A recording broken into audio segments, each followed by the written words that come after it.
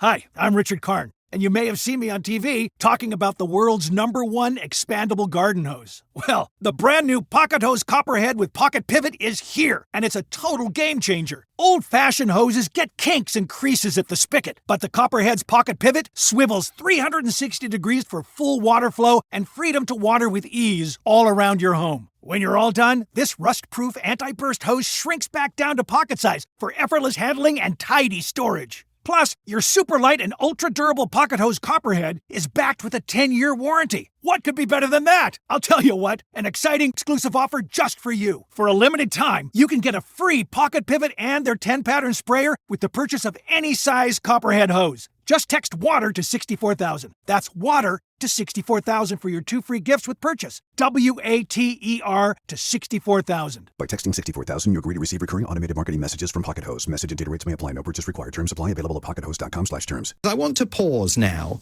and spend a few minutes remembering the great Alfred Brendel. He died yesterday at the age of 94, and if the name does not mean much to you, bear with me while I tell you why I think it should.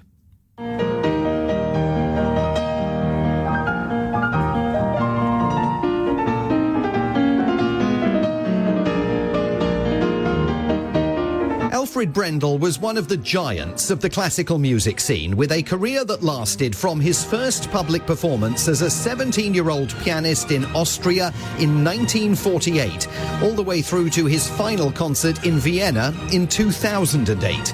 He regularly tinkled the ivories to packed houses in London and other parts of the UK, sold thousands upon thousands of records here in the days before digital streaming, and is best known, though not only known, for his mastery of Beethoven.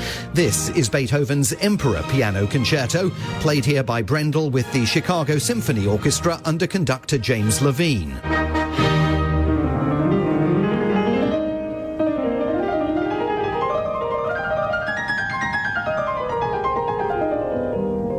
Recordings have helped me from my 20th year on to be better aware of my playing, to control it and listen to it more precisely. When I record it, I've tried to retain the tension of a concert. Alfred Brendel said one of the keys to his success was the fact that impatience was not one of his vices. He'd grown up in the Nazi era, endured what he called the preposterous voices of Hitler and Goebbels on the radio, years of turmoil without a proper home, much less an available piano. After the war ended, he threw himself into the arts, finding in music an escape from a world that he considered absurd and for which he needed a strategy for survival.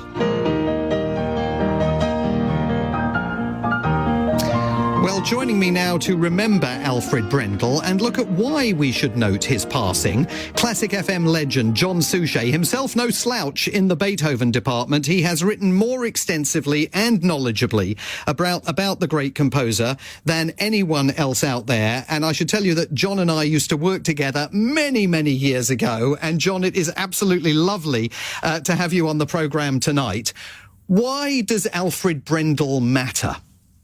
Well, it's lovely to be with you again, Simon. All those years ago when we were at ITN, talking about a very different subject now. Let me just tell you a little story about what we've just heard. As you said, Alfred Brendel playing the Beethoven Piano Concerto No. 5, The Emperor. I was at a performance of that he gave sometime in the 1990s, I think it was. Wonderful performance. And the Times newspaper critic did a review of it in the paper the next day and said it was a wonderful performance, very deeply serious and everything else. But what a shame that in the beautiful second movement, he brought the piano part in one note too soon. Brendel wrote to the newspaper, which published his letter the next day, saying that Beethoven puts a small grace note in just before the second movement main entrance of the piano. I played it exactly as Beethoven wrote it. And I'll tell you another little story about that very performance that I was at. I was there because I'd just published my first book on Beethoven, and I wanted to give him a copy. And I went to the stage entrance from the auditorium afterwards, in the days where you could quite simply walk backstage, which you certainly can't do now.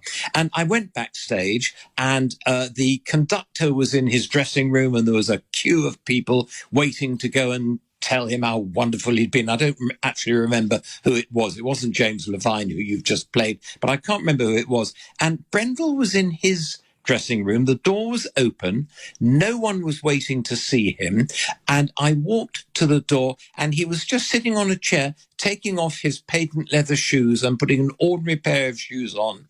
And I just said, Mr. Brendel, I just wanted to say how much I admire your performance of Beethoven. May I please present you with this book that I've just published on Beethoven? He looked up at me almost quizzically and said, oh, that's so good of you. Thank you so much. Looked back down, carried on putting his shoes on. So I walked out of his dressing room. He obviously didn't want to talk.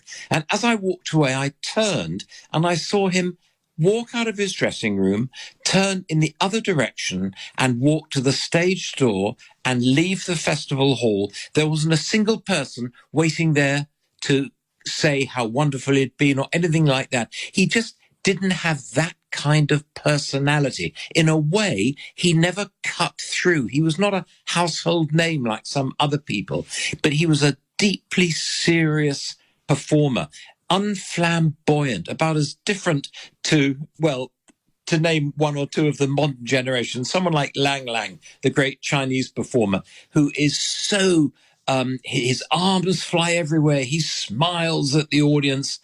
Brendel was the exact opposite. But what I also find so interesting, John, is that, you know, his embrace of piano, his embrace of music, was for him really a reaction to the absolutely awful, as he put it, absurd times in which he had been raised as a boy. World War II, he said, you know, listening to the preposterous voices of Hitler and Goebbels on the radio. And at a time when I think many people around the world are looking at world affairs today and finding what's going on internationally, everything that we talk about on this program and on others here on LBC, you know, deeply, deeply challenging. He found an outlet in music that absolutely became his life and, as he put it, a strategy for survival. And there's a message in that, I think. Yes, I think you're absolutely right, Simon. I mean, great art survives anything that nasty people can try to do with their lives and to the lives of other people. Great art survived, and he believed that very deeply. His gods were the gods of classical music: Mozart, Beethoven, Schubert, not quite so much more modern composers of the 20th century. For him, it was the core Austro-Germanic repertoire, those Germans and Austrians whose great works will survive anything that people try to do to them. And I was interested to read in one of the obits on him today that one of his teachers said to him, "You must try to play the piano as if it's a full orchestra." And he said that was a huge moment of enlightenment for him, because the piano, unlike any other musical instrument, can, in a way, represent the entire orchestra. And that is what he was always trying to do in a deeply serious way, to make the piano sound like the whole orchestra. Wonderful piano. I also saw that his advice to young musicians was don't practice too hard, because you can easily overdo it and then everything will sound forced. John Suchet, nothing ever sounds forced with you. It's wonderful to see you. Thanks so much for coming on the programme tonight. All my best. John Suchet, Classic FM legend. And as I say, no one has written more knowledgeably and extensively about Ludwig van Beethoven than John Suchet. His books are absolutely tremendous.